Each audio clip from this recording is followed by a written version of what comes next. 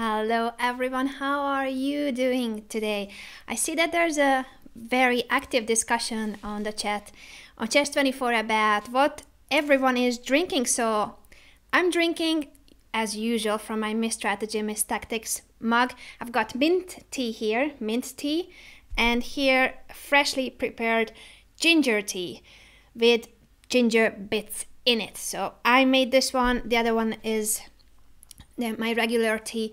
I've got a sore throat, so I'm drinking like 2 liters of tea these days.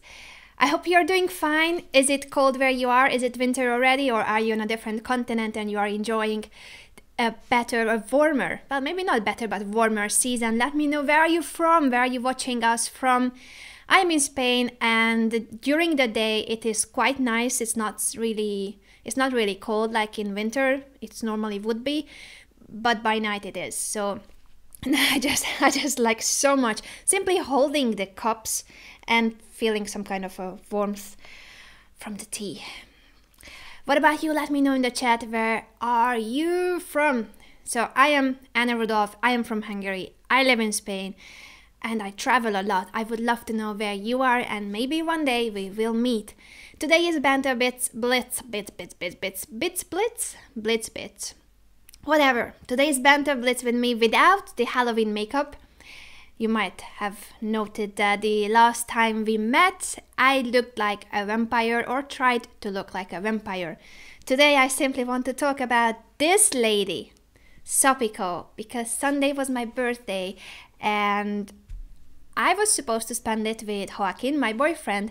So we just go into our favorite restaurant in Madrid, and there she is, Miss Tactics, sitting at the table with the whole family. So Anish was there and Baby Tactics was there as well. So the whole Mr. Tactics, Mrs. Tactics, Baby Tactics family sitting at the table of my favorite restaurant in Madrid. And I was like, how on earth is this possible? Like, how did they teletransport from the Netherlands to my favorite restaurant? I just couldn't understand it. And of course, then it turned out that they were planning this for months already. Sopiko, I know now that you are behind all this, that she wanted to give me a surprise by coming to my birthday, my 30th birthday. Thank you so much, Sopiko. If you are watching, you are the bestest friend one could dream of. I am a very lucky person, not only because we record Miss Strategy, Miss Tactics videos together, but because I've got a great friend, and that is Sopiko. So she is the best. I don't think she will have shows these days because she is in Mallorca supporting Anish, and I'm rooting for Anish too. He's playing the last stage of the FIDE Grand Prix. You can check his tournament out by googling the FIDE Grand Prix. Today was the first round, so you haven't missed much if you don't know about the tournament. It is held in Mallorca, and I'm, of course, as I said, I'm rooting for Anish. He cannot qualify to the candidates with this event, unfortunately, but I'm hoping that he can still make it. I actually need to check the regulations, but this event, it's very complicated who can qualify and who cannot. 4 players can still make it from the Grand Prix, but 2 of them are not playing. Then you can also get in from other ways by your rating. You can also get a wild card. You might also be the former challenger, that's Sergei Karyakin. So it's a whole complex system, understanding how one can qualify for the challengers, the candidates tournament, candidates. And then the winner of the candidates will then face Magnus Carlsen in a match. That's the World Championship match. This is the system of the chess world right now. I think it's a bit too confusing, complicated to understand. So I think that for the fans, for the sake of chess community, for all of us to understand it better, we would need a different system. I don't know what is the best system, but this is too complex. And yeah, even Magnus Carlsen himself thought that this is too much of a privilege for a world champion. And I agree with him that I think the system is just way too tough to get into the candidates. And then you have to win the candidates in order to challenge the world champion. So it's too complex. We need a new system.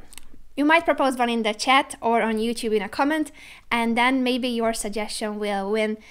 Who knows? I just think that there must be a new system. Let's start with the Banter Blitz, because I think I'm talking too much about the chess world in general. you might have been watching the Champion Showdown as well, but before I start talking about that too, let's go for a challenge, maybe, shall we? I'm going to Chess24, the play zone. Oh, this is me. So if you're watching on YouTube, I'm on chess24.com.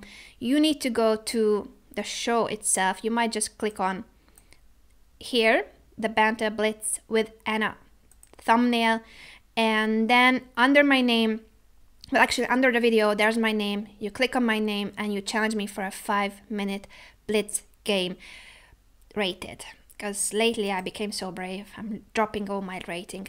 Rated, let's go for rated games today as well as usual. I'm going for the first couple of challenges. Let's try to mix things up and see who's gonna be my first opponent. Who's gonna be my first opponent? Let's see. Oh, I see that some of you guys have picked the color. Whoa, is that nice? I don't know if you were supposed to pick the color. Oh, you give me white. No, then it's very nice. Thank you so much. I didn't realize. I thought that I saw the challenge from Autograph and it said black. So I thought that you wanted me to play with the black pieces, but you are giving me the white pieces. So you're a gentleman. Thank you so much. I really appreciate it. Let me fix the board because I think you don't see it properly, and then I will make my first move. Let's just adjust this. Now it should be good. And let's go with e4, my usual opening. e5, all right. Are we going to see the Spanish or the Italian or the Scotch? Well, I play normally the Ruy Lopez and the Gioco Piano, so the Spanish and the Italian. Spanish today. I already talked about Spain, so Spain. Spanish opening. Oh, the Berlin, no way. Well, I'll go for the most solid approach, early d3. So you can play knight f6 in this position where my opponent played Autograph from where are you from? Autograph from Norway. I did not see the tiny little flag. Also, it's good that I was talking about Magnus just now. Oh, this opening. So yeah, I was just going to say that you can play knight f6 in that position or after a6, bishop a4. I'm trying to think which setup I shall go for. Actually, I'll play... You guys might know that I'm playing a vote chess game too, so I'm trying now to achieve a similar position so that it could be instructive for those of you who are playing against me in the vote chess game. So there I'm playing the very same strategy. It's already an endgame, but it started with the same strategy where I swap my bishop for a knight. So black has the pair of bishops, but for that I have a healthier pawn structure. You see, doubled pawns for black, pair of bishops, that's a plus, doubled pawns. It's actually not bad in this position. I will want to provoke weaknesses by trying to force my opponent push those pawns. Now, I can't take on e5 because of queen d4, threatening mate on f2 and picking up the knight on e5. So what I was talking to you about, I don't know if you follow my other game. So in that game I was explaining that doubled pawns, when they are like this, it's not a problem. Doubled pawns are a problem only when you make them become a real target. So imagine black pushes this b pawn to b5, then the c6 pawn would be weak and a target for me, and the c7 pawn and the c5 square would be a hole. So squares and pawns become weak if you carelessly push them, especially when there are already doubled pawns. So you need to be careful how you push pawns when you've got doubled pawns. Rook e8, protecting the pawn. I can go for either knight d2, knight c4 maneuver, or bishop e3, bishop g5. Several ideas. I'm gonna go for knight d2, knight c4, and just see how my opponent protects the pawn. I should speed up. I'm speaking a lot, as usual. And yeah, I think I'll need some tea. Let's go for the... I'll now drink from the ginger tea because I've just prepared it, so it's still very hot. And my other tea is becoming a bit too cold, so I'm having these 2 cups here, 2 mugs. Do you have a Chess24 mug, by the way? This is not the traditional Chess24 mug, it's a personalized mug that I got from Sopico. You might know that. a5 is much better than b5. I think I'll answer with a4 and then knight c4. So black won't be able to chase my knight away by pushing b5, because after a takes b5, c takes b5, the a5 pawn will be hanging. That's so good, so good. Do you have this feeling when it's winter and you just feel like drinking something hot, whether it's coffee or tea, or just eating a soup, anything that's warm and warms up your soul simply by sipping it or eating it? I don't like cold weather much, but I do like these treats in the winter. I also drink lots of tea in the summer, but sometimes with ice, so that's a totally different version when it's very hot. Bishop d6 is a good idea because this bishop is not so important. So in case I take, well, it's true that black is giving up the pair of bishops, but he might be able to straighten his pawn chain. If I capture on d6, he has the option of capturing on d6 with the c pawn. I play b3 because I want to develop this bishop to b2. Now he wants to take my knight on c4. That's slightly unpleasant. I'll play queen e2 so that I can take back with the d pawn. I don't mind this capture that much if I can take back with the d pawn. I didn't want to take back with the b pawn because that would have isolated my a4 pawn.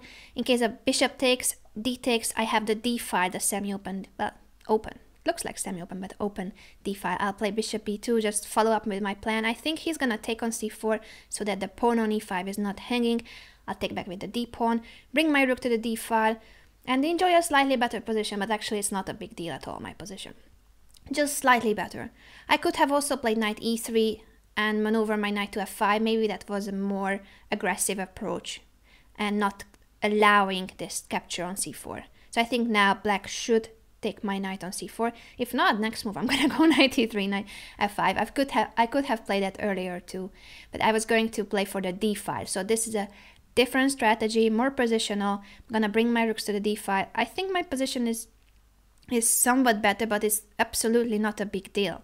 So black should be able to defend this. It has become quite a balanced position.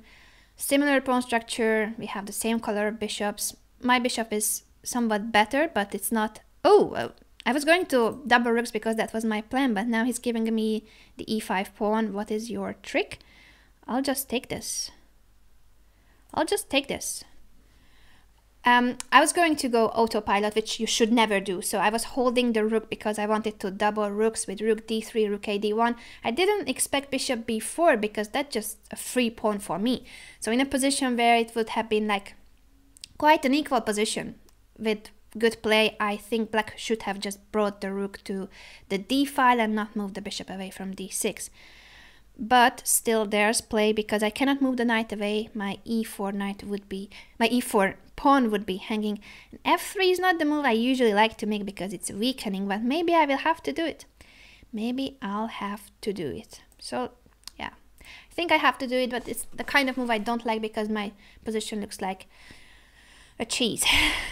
So yeah, after bishop c5, bishop d6 too. But now I can just take here, and it's true that after the bishop move my knight will be hanging, but that's just an exchange. If bishop h2 check, I'll take it. He can take my knight, but with that we just trade pieces and I'm 2 pawns up. I like my position. If bishop c5, that's the other trick, then I should come back with the knight, so that's the only way not to lose the piece. That's why I don't like playing f3, because it weakens the king and now I'm pinned. But luckily I have the bishop protecting it and the rook. So now I should step out of the pin before it's too late. Oh, if king h1, knight h5 is unpleasant. But if king h2, then queen e5. Actually, I might get myself into trouble. King h1, knight h5. I should have a defending move there. Queen e1.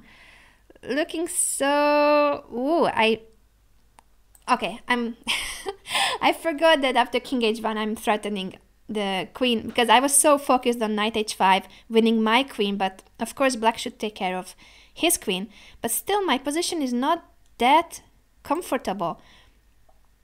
c5 I don't understand actually, because now I'm gonna swap this. I was afraid of knight h5 and just trying to exploit the fact that the g3 square was weak. I can't take on d8 because the a1 rook is hanging with a check, so I should be careful about that. And I cannot double rooks right now. I'll play a funny move, queen e1, protecting this one. Now I'm threatening to take and bring the other rook. I'm 2 pawns up, so I want to trade the heavy pieces, as many as possible, of course. The rooks will come off of the board, and then it's a queen endgame with 2 pawns up. That is what I'm aiming for. So let's trade 1 and then 2 rooks. I think he could just keep the rooks on the board if he wants a better chance for surviving this game, but the queen endgame is just lost with 2 pawns up for white. And it's a very passive way of defending if you have to go back to the back rank with the queen. Okay, f5 is a good idea, but it shouldn't change if I play e5. e5 is... Oh! I think he didn't expect me to play e5. Are we still playing the game? Okay. Well, that was a very strange end, because here after f5 my initial thought was to take back on e5. But the only thing you should be careful about in queen endgames is that the player who is in an inferior situation, so here black is 2 pawns down, his only chance to make a draw basically is to give perpetual check. So by capturing on f5 I would have brought the black queen into play, and if he can somehow take on c2 and give a check, of course it's still not perpetual. Perpetual would be only if the queen is, for instance, on c1 and my queen goes away from c7, so that black can play queen c1, queen f4, queen c1, queen f4, constantly giving checks without me having the opportunity to escape. So when you are defending a queen endgame, always watch out for the possibility of giving a perpetual check. You might give up a pawn or 2, but if you achieve perpetual check, it's great, it's a draw. Now, as an attacker, you should do the opposite, of course, and that's why I didn't take on f5. Not that it's a bad move in itself, but why would you activate the opponent's pieces? I can simply have a passed pawn after pushing e5, and this position is completely winning because next move can be e6 or queen d7, e6. I'm going to be advancing this pawn. I can also take on b6 if I want to pick up another pawn. And after taking the b6 pawn, even a queen trade where I lose my e5 pawn will be a pawn endgame that should be winning for white with 2 pawns up. So this stage of the game is already winning for white. Oh, mouse slave, sorry about that autograph. I think you played very well the first stage of the game. So here certainly it's already white is clearly winning this position. But before that, I thought you fought very well. I think the critical moment, first of all, I think you played well after b3. I want to go for bishop b2 and put more pressure on this e5 pawn, and I think that autograph you reacted very well by playing bishop a6 and not minding that I can either take your d6 bishop or you will give me your a6 bishop. So you were not very I want to congratulate you for not being too greedy about the pair of bishops, because I think many of us would love to have the pair of bishops all the time, and sometimes you just feel like you don't want to give up the bishops. Of course, there are positions where you should rather retreat with the piece, with the bishop, so that it cannot be captured. But in this position, actually, the pair of bishops is not a big deal because the position is quite closed. So closed positions usually favor the knights, and my knight on c4 is a very active piece, attacking the e5 pawn. Bishop b2, all my minor pieces after bishop b2 are attacking. Now black cannot say the same. The d6 bishop is just protecting the e5 pawn, and the a6 bishop doesn't have an active diagonal. The only purpose for this bishop is right now to take the c4 knight. So you should realize when is it a position for bishops. The more open, the better for the bishops. And if it's a closed or semi-closed position, then do appreciate the knights as well and trade the right pieces. Here this is a very strong piece and it's good for black to take it off of the board. So my other option, if I wanted to prevent this, was to play knight e3. Then of course it means that this diagonal is more useful now for this a6 bishop.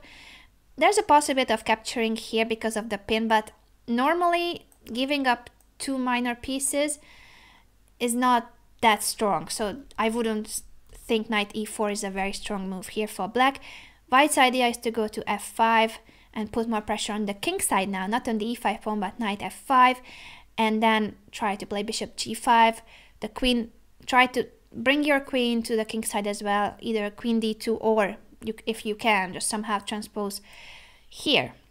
Transfer the queen to g3. So with the knight on f5, the idea is to attack the black king. Now what I did is more positional and more solid. Simply playing queen e2, so after bishop takes d takes, there's no hanging pawn on e4. And let's just go very quickly to the critical moment. So first of all, this position, I think it should be equal. If you just bring your rook to the d file, you can double rooks as well on the d file. It's certainly white who should be playing for some kind of an advantage, but I don't think there's much in this position. I would call it an equal position. Double rooks as white. You can do the same. Your bishop is worse than my bishop, but it's not the end of the world.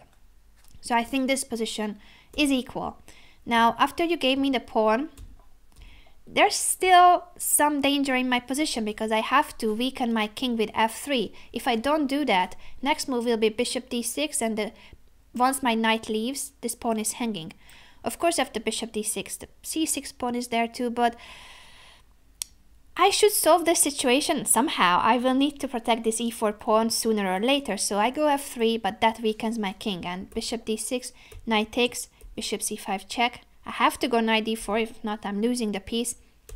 And now rook d8. I thought really that in this position after king h1, I'm 2 pawns up, but it's not that clear cut because there are some tricks too. Knight h5. Luckily for me, the queen is hanging right now, so black had to solve it. What if you had gone queen e5? I'm wondering. So you're threatening my knight. Of course I have knight jumps, but the bishop on b2 is hanging too. Well, knight c6 picks. No, sorry, I'm talking nonsense because I'm picking up the rook with the knight. So this rook on a1 is not hanging. I think it's too much to analyze in a Banter Blitz, so you guys will be telling me in the chat, Anna, stop analyzing. But it was a very interesting game, and this is certainly the critical moment. Maybe even after capturing here, if you play knight h5, just try to bring the knight, and not that I would blunder this one move threat of knight g3, but even if I don't blunder it, it's annoying. Then you might bring the queen to g6, just get the g3 square for the knight. It's still interesting. Of course, I'm 2 pawns up, but I still have to fight with these holes on the dark squares. Thank you for the game. I will go for a new challenge because I know that I'm talking a lot today and you don't want me to analyze. So no instructive Anna today. At least I cannot be analyzing too much because you guys always tell me, Anna, stop analyzing. Anna, it's too much. Anna, play more games. I'll try. I'm trying. I know this was maybe too much of an analysis. Let me see in the chat. Let me see it for a moment.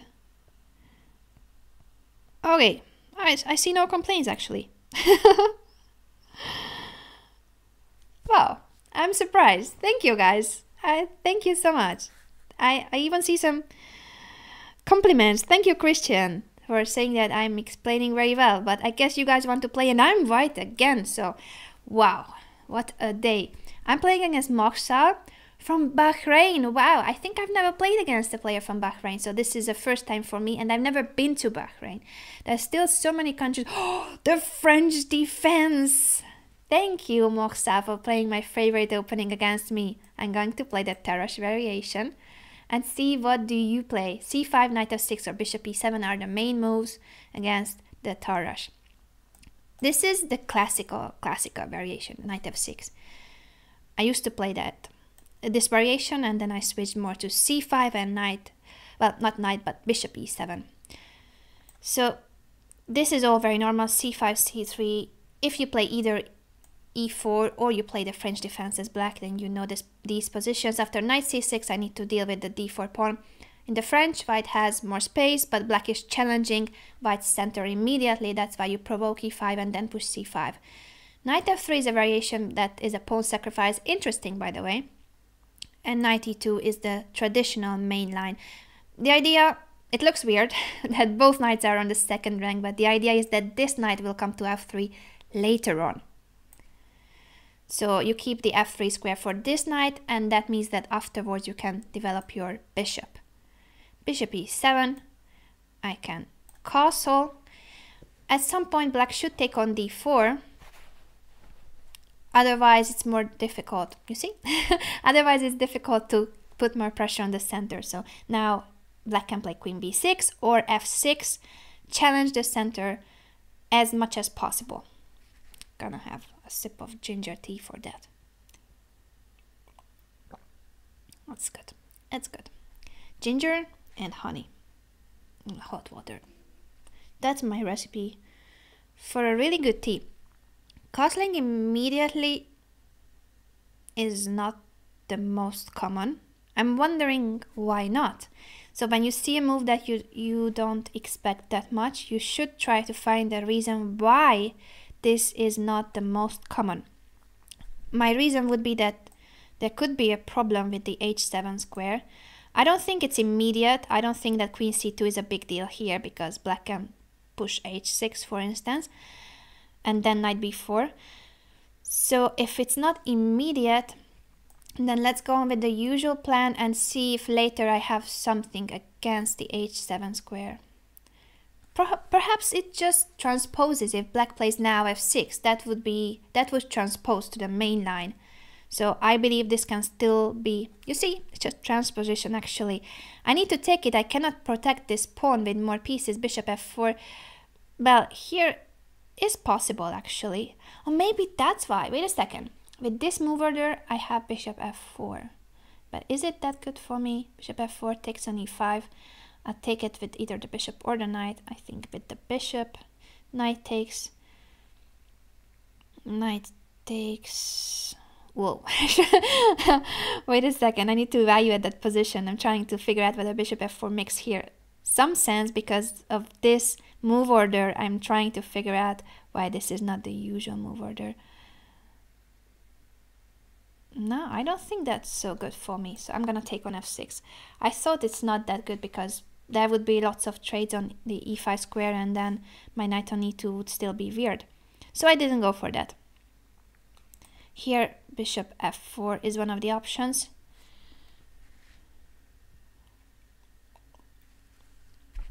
I should play faster. I'm a minute below on the clock. You see that this is a funny pawn structure in the center. My d4 pawn is an isolated pawn, it's weak. The e6 pawn is a backward pawn and it's also weak. The e5 square in itself is weak, so black has 2 pawns in the center and 1 weak square. I have 1 pawn in the center and that is also a target in itself, so black will later try to attack this pawn. I'll just try to bring my rook to the e-file, keep a very good control of the e5 square. In the future I would love to place a minor piece on e5, but I should do it in a way that I will manage to keep this square for a piece. I don't want there a pawn unless it's winning something, or unless it then helps me create a mating attack, because the h7 square is the other target here. After the capture on f6 and knight takes f6, now you see that black has a better defense on the king side. Also, he's got the semi-open f-file. So this is a very imbalanced position, that's why I like it. I play it with both colors. As you know, I play the French defense with black, and I also need to face it from time to time as white. I just think that these positions are very rich if you like these kind of positional and dynamic positions at the same time. So it's strategy and also some kind of a dynamic play. Knight h5 I did not expect, to be honest. I'll play bishop e5. I know I'm giving up my bishop, but my point would be is that after knight takes, I can take back with the knight, and that's what I wanted. I wanted a piece on e5. Now something that's possible is rook takes f3. So often in the French, well, he didn't do it, but sometimes you will see this exchange sacrifice on f3, destroying the opponent's king side. You give up a rook for the knight, but it weakens the white king, and also there would be less control of the e5 square and the d4 pawn. So it's interesting. Sometimes I did play that exchange sacrifices black.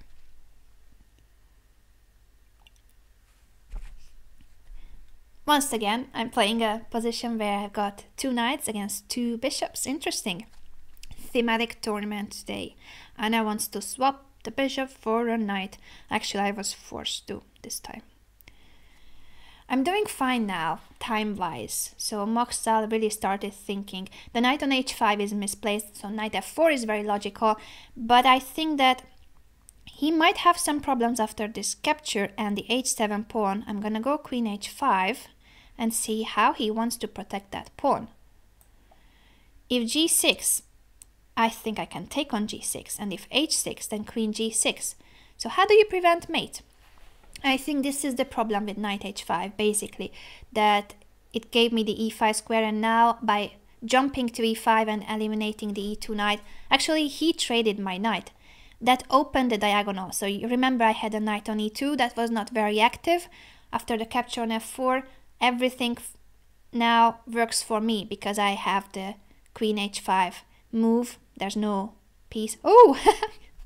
I forgot about this move. Actually, I can take on h7 still, but I must admit that I forgot. Anyway, it's mate in 2, so I shouldn't worry too much. Bishop h7 and then knight f7, or if the king goes to f8, then queen f7. But I forgot about the probability of this move, that it was actually possible. I should admit when I miss something. After king h8, knight f7 and also knight g6 is mate. And the other one I already announced. So this was in the end a quick game. And then I will have more time to talk about it. Please let me analyze it a little bit. I love analyzing and I love teaching you. So whenever I have the chance, I want to explain you some concepts and some strategy. I don't just want to be here playing games. And I know it's fun to watch when one plays games, a title player explaining the games. Thank you for the game, Moxal. I think you played well until the opening was very fine, of course. Main line. I think it's more accurate to play f6 first, but I couldn't figure out the reason why this move order would be bad. I was calculating bishop f4 heavily, but I thought that after f takes e5. Now if I capture on e5 with the bishop, it's not the same as in the game, because in the game there's a knight on h5. Here, if black just starts capturing on e5, for instance, if I want to take back with the knight, he can take it with the knight, d takes, and well, maybe it's good for me, but I feel like this e5 pawn could suffer. So what do I do, for instance, if right ahead black attacks my pawn on e5? I can protect it with f4, but this was not my initial idea. This is once again opening this diagonal. Then I would like to have my knight on d4, and that would be the typical French structure where the c8 bishop is the worst minor piece. So that is a bad piece. But here it's not the end of the world, because you will then have the possibility to play bishop d7. Sometimes you can go bishop e8, bishop g6. Or you can try to trade this bishop better by playing b6, a5, bishop a6, not in this position but in general, or bishop d7, queen b6, bishop b5. So you try to trade this light squared bishop for the other one, because white's very strong minor piece is the d3 bishop. I think this is just balanced, so I didn't want to go for this. I took on f6, and then we reached the normal position. After bishop f4, I think knight h5 is one of the options, actually. I think here you can go knight g4, knight e4, and knight h5, if I remember correctly. I didn't play this variation for 15 years, is that possible? 10 years at least. Knight e4, knight g4, and knight h5, I think, are the options. And bishop d6 as well. Knight h5, bishop e5. I think here it would be very interesting to see whether this exchange sacrifice is good in this position. And when it's good, it doesn't mean that black is winning. It just means that black has compensation for the sacrificed material. So you know that I'm not the kind of person that goes crazy sacrificing pieces. But this kind of exchange sacrifice is actually interesting because, as I said, it weakens the white king, weakens the pawn structure. There's less control of the e5 square, the d4 pawn. And usually black gets quite a lot of play for the sacrificed exchange. I'm not sure this is the right moment to do it. I'm just telling you in general that this is an idea. Imagine if black could trade these pieces. This is not the best move for white to take on d6, but the idea would be that you get rid of that bishop, and later on these squares are very weak. It's very difficult for white to actually advance, and if you manage, I just make some moves for white to show you black's idea. Okay, I just make some moves, not the best moves. Please note that these are not the best. So once black could develop all his pieces, even with an exchange down, this would be very interesting because of these weak pawns. You see the f3 pawns is hanging right now, but even if it's not dropping, it's not easy to keep everything protected. The f3 pawn, the d4 pawn, I can't move this knight because then the d4 pawn drops, and I cannot protect this pawn with another pawn. The king will definitely not be a good defending piece, so king g2, no. Imagine black can just bring the queen to g5, for instance, or to h4, then try to bring the knight to f4. So these are very interesting positions. If you play the French with any of the colors, so whether you're facing it as white or you play it as black, do check games where black plays rook takes f3. I'm not sure about this exact position, but this idea in general in the French defense, when there's a semi-open f-file, rook takes f3 is a very interesting idea. Do check it, and you might want to play it in your games. What happened later, I think knight takes e5 is not the best move, and knight f4 is definitely helping me. I was telling you guys that the knight on h5 is misplaced, but by going to f4, look what happens to the position. So in this position, I would like to attack the black king, the h7 square, but there's this piece in my way. By playing knight f4, you're actually helping me get the queen to h5, because I'm trading this knight and then my queen lands on h5. If you go back, even though it looks like it's passive, retreating, but that means that I still have the e2 knight blocking the diagonal of my queen, and the f6 knight is controlling the h5 square. So actually, you win a defensive piece, and I have one not so well placed piece. This is still a position I think that is better for white, but there's nothing concrete. After knight f4, I think white is winning because there's no defense after queen h5. I was telling you guys that if g6, I think this should not be a good move. You can either take with the knight or the bishop. You should calculate which one is stronger. And if it works, because of course you should know whether it works or not. I see one idea that would be if knight takes, h takes, queen takes, even if it's not mate after king h8, queen h7 is mate. If king goes to f8, then I don't have mate, but I can pick up this rook on f4. So this is one of the ideas. You can also calculate what happens if you take with the bishop, whether it's better. If king h8, then you have knight f7, but the rook can take it, so be careful. Be careful when you sacrifice a lot of material. Also, the opponent can give back some of the material. So yeah, I think this is... But if king h8, then queen h6 too picks up the rook. So yeah, both are very good. There's no defense here, and if h6, then queen g6. Same idea. I want to go queen h7 and queen h8 mate. This is already a very bad... Well, not just bad, it's a lost position after knight f4, unfortunately for Moxal. So you played very well until here. I think it should be more or less balanced, even though I like white's position after knight f6.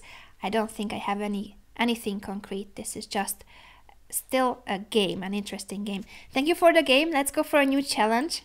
Let's see who wants to play, and I think I will get the black pieces in the next game because I played 2 games already with the white pieces. I want to see the chat, so excuse me for a moment. I want to know what you guys are saying because it's not updating. I'm scrolling down on the iPad. I'm trying to see the very end of this conversation. Okay, I'll look at the challenges at the same time because I'm very bad at multitasking, but I'll try.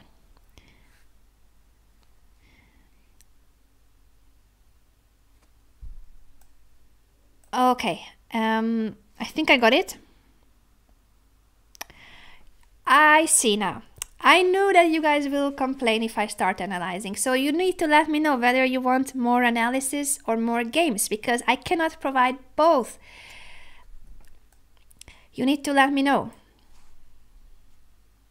So, I'm playing with the black pieces against Pedro Ajedrez from Mexico. Hola Pedro! Saludos a todos en Mexico. And now that I have just played a game in the French defense, I think I should play the French defense myself.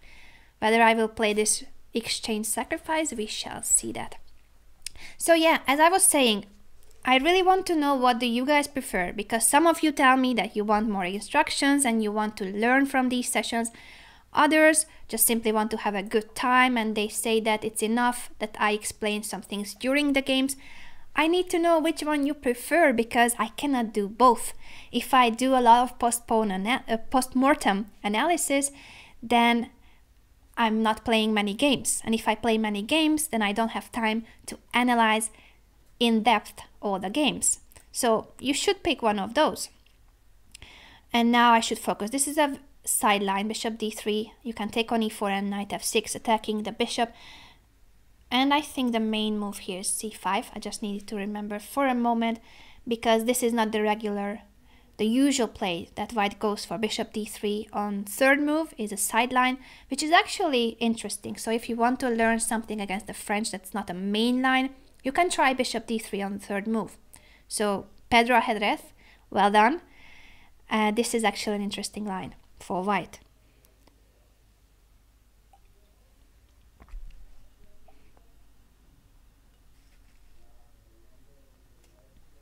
Knight e2, knight c6, just to put more pressure on the d4 pawn. Okay, I see that now there's a bigger discussion on whether there should be more explanations or more games. I'll have a look at that after the session so that I can play more games, because I guess most of you were saying that you don't like that I analyze too much, at least not today. So I do have lots of videos. You can check out my videos if you want to learn from me. I guess today the majority is telling me that you prefer more games. Although now I see more of you picking the analysis, and that the analysis is the best part of the show, so I really don't know. I guess I should do 2 shows. I need to stream from once in a while, Banter Blitz, where it's just many games, and other times I will analyze more. Maybe I should do more. Yeah, what if we had 2 versions of the same show? What do you guys think? There's an isolated pawn on d4. I see that, and I start trading pieces, because when the opponent has an isolated pawn, it's very good for attacking, but not very good for endgames. So I want to trade minor pieces off of the board and then try to take advantage of this d4 isolated pawn. Of course, it's not that easy, and I still need to develop. Because of the f3 bishop, I cannot easily develop my c8 bishop. So I can either play rook b8, b6 to develop it. It's funny, but it might be the solution. I can also go queen d7, rook d8 to attack the pawn, but with the bishop on c8. Let's solve that first. The other one would be if I can protect the b7 pawn and then bishop d7. Yeah, rook b8, then bishop f4, then bishop d6. Well, let's go for this. Is this good? Queen a4. Actually, I'm doubting whether it's good at all. I'll go queen b6 then instead. Not very convinced. Queen e7. Whoa, I'm not that convinced about which one is the best way to continue now. Interesting.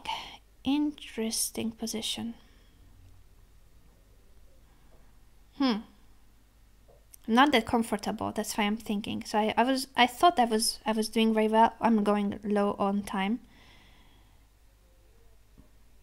How shall I do this? Okay, I will play this, and if queen a4, queen a5. But I'm not that comfortable. I thought that I was very happy because of the d4 isolated pawn, and I like to play against the isolated pawn and not with it. Okay, now he's kind of forcing me, provoking me to take. I will still play this b6 move. So now it is not isolated pawn, it's hanging pawns. I've got middle game shows covering these topics, both the isolated pawn, several sessions, and the hanging pawns. Those of you who wanted more instructions, I've got those videos already on YouTube on the Chess24 YouTube channel. You can check them out if you haven't yet. The idea is that whether white can advance these pawns or not. So the hanging pawns, just like isolated pawns, sometimes it's good to have them, sometimes it's not so good. I want to block them, so I don't want these pawns to be very mobile. I want to control the squares in between the pawns, c4 square especially. And what I should try to deal with is this pin, because that's slightly annoying that I'm pinned. Can I just move away and pretend nothing happens? Let's do that.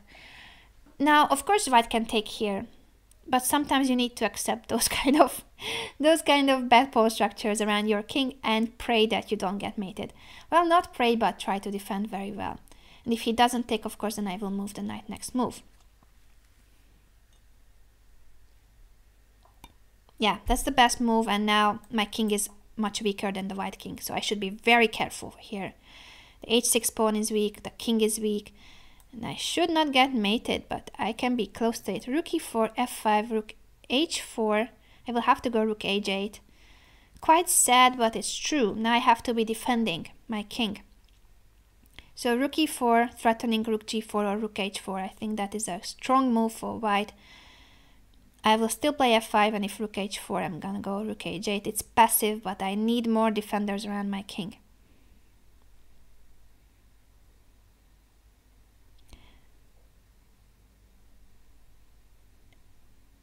I should check how Andre is doing it, because now I see you guys are suggesting that Andre has a very good balance between instruction and number of games, so I might need to check that out if you guys are telling me that, or we have two different sessions, one with more analysis and another one with more games.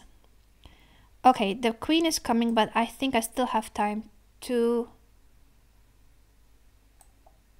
bring this rook to the c5. I want to play queen c7 at some point. I think he will give me a check and then maneuver with the queen and then bring the rook. I think that's what he wants to do. Rook c1 is passive. Well, I can go bishop c4 or queen c7, but that forces what he wants. I will go bishop c4 first, just blocking this pawn and activating my bishop. Then next move, bishop d5 to trade that bishop, not get mated. Try not to get mated. With bishop e4, I will play f5, so that shouldn't be a worry for black. I thought that bringing the rook immediately was better than this, because now I have some time to actually organize a defense. Then I could bring my queen, queen d8, queen g5, trade this queen, and then I'm just fine. Without queens on the board, black is better in this position because of the weaker pawns. They are not so weak, but they are weaker. This is a backward pawn and I'm blocking it, so white cannot get rid of that pawn. Queen d8, queen g5 is my plan. If queen d8, h4, I still cannot trade the queens, but queen f6, queen g6, I can slowly get there, so I now have time to organize this queen maneuver and the trade of queens. That's my small short-term objective. Okay, let's go for it.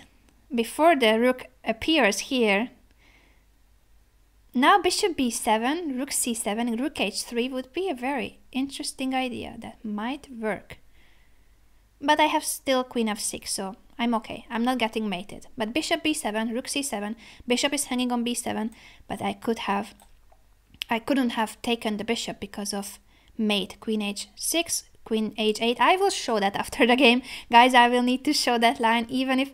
Whoa, wait. I can take on c1, and I think there's no mate, unless I missed something. No, I think there's no mate. The queen is a very useful piece, protecting the h6 pawn, no checks, and this is just the rook up now for black. I'll need to go through those last moves at least, even for those who don't like the post-mortem analysis. Today is a more instructional day. Next week I will play more games, I promise. And then maybe officially I will have 2 versions of the show so that you can know when is it more about playing and when is it more about teaching, because you know that I love teaching and I want to help you improve your chess. So I'm all about that, and that's why I speak so much. I want to help you improve your chess. So I think in this moment, this was very interesting, but I will not go through the whole game, just this moment. After bishop f6, g takes f6, black's king is weaker. And I need to be very careful. So after queen d2, I think that's a good move. King g7. I would have played rook e4 as white.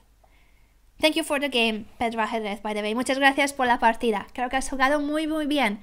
Aquí con torre e4 creo que tienes buenas opciones para atacar mi rey. Sobre todo después de f5, torre h4. So after f5, rook h4. I'm not getting mated, but it's unpleasant that I need to bring the rook to h8. It's quite passive, so I'm holding on, I'm not getting mated, but it's a passive situation for me. And who knows if you can break, you can go for this pawn break and open the g file. It's risky, of course, but my king is worse than your king, so I think here I would have had to play the very best defensive moves in order to survive, if I can. I think I should go for queen e7, not take on g4, but queen e7, attack this rook. And if rook h3, then I have queen g5. When you're defending, you want to trade queens, so that's why I'm just constantly trying to find the queen maneuver, bring the queen in order to swap it, and then my king would be a lot happier. But queen e7, rook h5, not allowing queen g5, I think that would be interesting. So here there's certainly a lot of attack going on, and after taking here, well, maybe I can also use the g5, so that's why it's risky, because you gave me the g5 too, then I can play king f8. This is certainly very double-edged, and maybe g4 is not the best move in this position, but I think it would have been very interesting to see whether you could have a stronger attack. Maybe queen f4 here. You had the right idea, bringing the queen, but first you needed to use this rook lift, rook e4, rook h4, or rook g4. Now queen e5, next move, or queen g3. So there's certainly attack against my king, and I need to defend precisely. Thank you for the game, Pedro Ajedrez. I think I have time for one more game. And you guys are telling me to speak Hungarian. I'm not sure. I'm not sure that many of you would understand that. Español creo que sí. Creo que si hablo en español más gente me va a entender. Que si hablo en húngaro, que húngaro. Are there any Hungarians watching my Banter Blitz? That's actually something I would love to know. És akkor tudnék magyarul is beszélni a magyar közönségnek. Nem tudom, hogy hányan vagyunk magyarok. I think there are not many Hungarian viewers, but who knows? Who knows?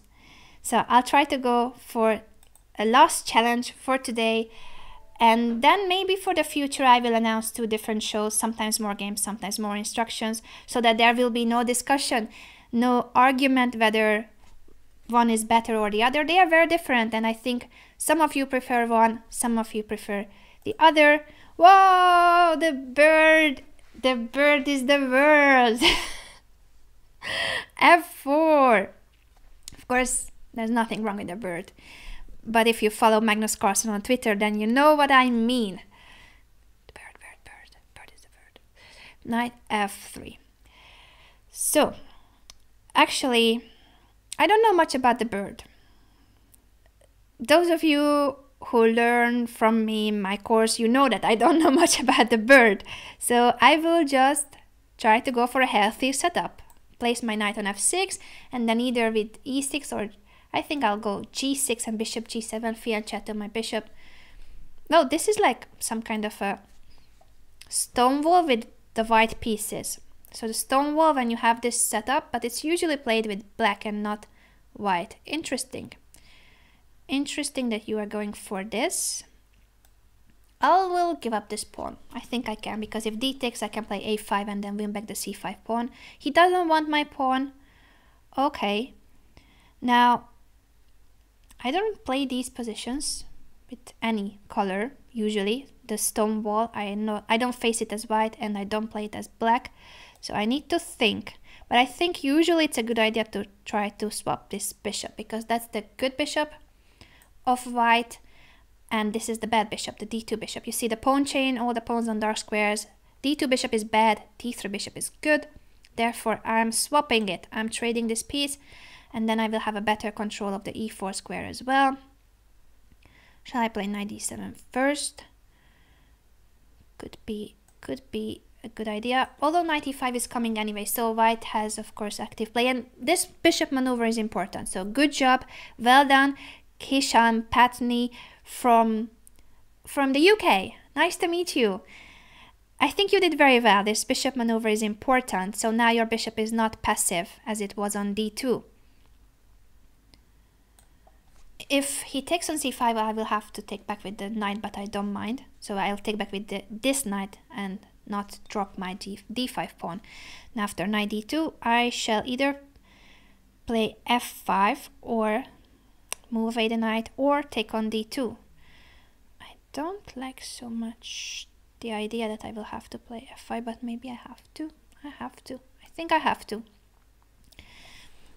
I don't like f5 so much, even if it's the best move. I don't like the fact that it's not a flexible move. So now I give up the e5 square, so we both have these knight outposts on e5. Shall I take? I think I'll take. I'll take first and then see. Okay, and then I move my queen. I want to push this pawn to e6. Do I want to? Actually, maybe I will keep this pawn on e7 for a while. But I need to speed up.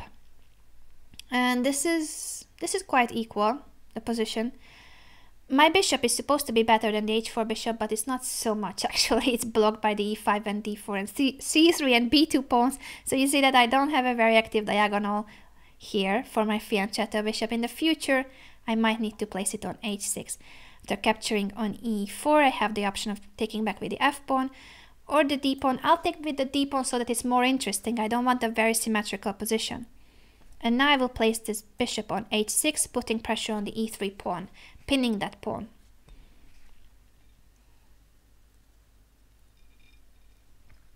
This tea is not so hot anymore, but it's still good. Okay. If I take on d4, he will take back with the pawn, c pawn, he has to. I'll go... Well, actually... I don't want to play e6, but I will have to deal with this pawn at some point. Not an easy decision because I want to play queen d5, but then my e7 pawn would be hanging, and if rook d8, it's not helping me much. I'll play rook... No, I don't like it. Okay, I'll play e6 even though I was telling you that I didn't like it, because... yeah, on the long run, I want my queen here. I think he wanted to... I thought that he would place the bishop on f6. That's why I didn't like so much e6. But he didn't. So now I'm gonna be bringing my rooks to the d file. It's not much. It's some pressure. Certainly some pressure. And I dropped my watch in the meantime. So if you see me trying to find... Yeah, well... anyway. Who needs a watch in the Banter Blitz, right? Okay, bishop f4, that's why he played bishop g3, and now, well, if I keep the bishops, it doesn't have much either. Where did I drop it? Well, I'll find it after the show. No worries, it's just my favorite watch. But this is not good for him because I'm gonna win a pawn. So I can take on e5 because of the spin. This is a small tactical motive, which was in the air, but with the bishop on g3, it was actually not possible. The pawn on e5 was protected. And I'm very slow in this game, so the problem could be my time, not the pawn. I'm a pawn up, but it's doubled pawns. Later I can open the d file by pushing e5. So, I have only a minute and a half. And a pawn up. What would you choose, a pawn up or more time? That could be an interesting question, right? And certainly in a blitz game, I don't like to be under 1 minute. It feels like it's not enough time. Without increment. With increment, of course, I would not mind. Let's bring this rook here, double rooks, and triple heavy pieces on the d5. That is my plan. I'm gonna be doubling, tripling heavy pieces. Queen b, if queen b3, I can come here. Do I want to come here or not? Yes, let's do that. And if he takes on d3, I'll take back with a pawn, and that's a passed pawn. Then I will protect it with c4. Depends on where he goes with the queen. I like this one. Very strong passed pawn, protected passed pawn on d3, but I need to be fast. And the position is quite close, so I need to attack this e3 pawn to do something. I can win that pawn. It's trading queens. Smart. Smart because I don't have time. So this is a winning rook endgame if he takes on e4. I'm pretty sure it's winning, but it's gonna take me ages to win it. He doesn't want... okay, I shouldn't be that... Okay, I wanted to play queen h1, but I would have missed that he can take on c4 with a check. I need to bring my king. I guess I should pre-move, but maybe he will make some kind of a tricky move and I cannot react if I pre-moved. Should I pre-move more or it's gonna be too much? Okay, I'm gonna take everything I can. He can take my h7 pawn. Let's give this check and push this pawn. Maybe this was not the best way, but I don't have much time, so I'm just going for the easiest moves. If rook b3, I have a nice tactical motive. Rook a3, and I'm promoting. Queen. I've still got some time. Oh, I'm blundering my... I was going to blunder my queen. Okay, he's blundering his rook.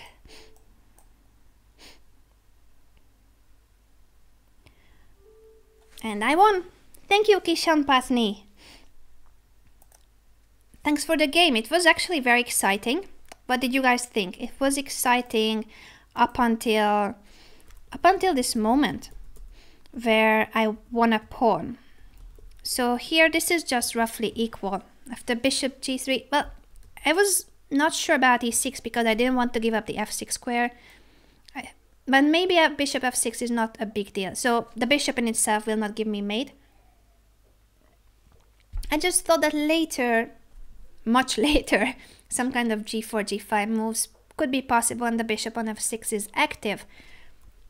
Now, what you played, Kishan, is also strong, I think. Bishop g3 to swap this bishop. But you shouldn't do it immediately. Rook a d8, I'm putting a lot of pressure on the d file, so there's the spin already. And after bishop f4, I'm just winning a pawn. Because bishop takes, rook takes, there's the spin on the d file, can't capture because of rook takes d2, pawn up, rook endgame.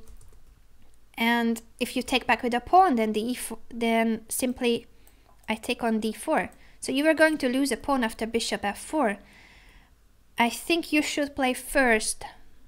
The idea of bishop f4 is good, but you should prepare it. You should play rook d1 first, and then next move could be bishop f4. For instance, let's just make a not so useful move for black. Bishop f4, actually maybe rook f7 is useful, but not, I don't know if it's the best.